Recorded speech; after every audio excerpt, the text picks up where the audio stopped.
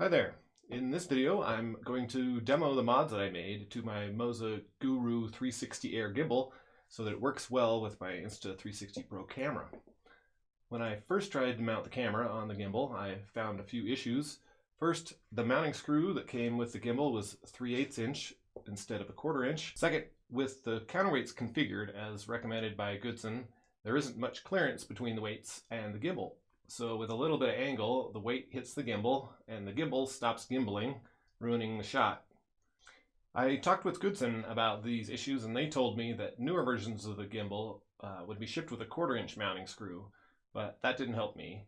And also that the servo noise was normal. It was just because the Insta360 Pro was just really heavy. And I'd have to live with interference between the weights and the gimbal because that was how it was designed.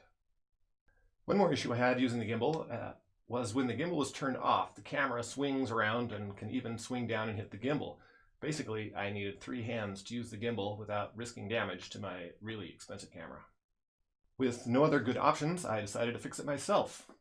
First, with a little searching on the internet, I found a 1/4 inch mounting screw. It doesn't have the big knurled end like the stock one, so I need a screwdriver to tighten it, but it works just fine.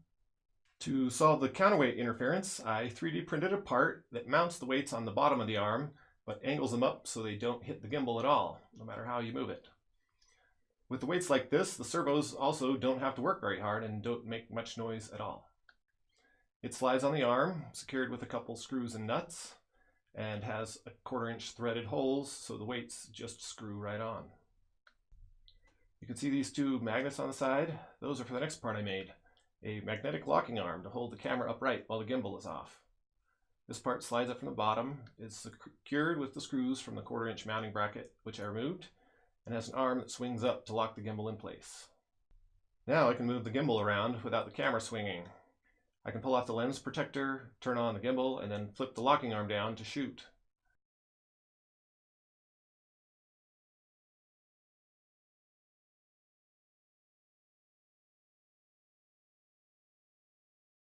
When I'm done, just flip the arm back up before turning off the gimbal.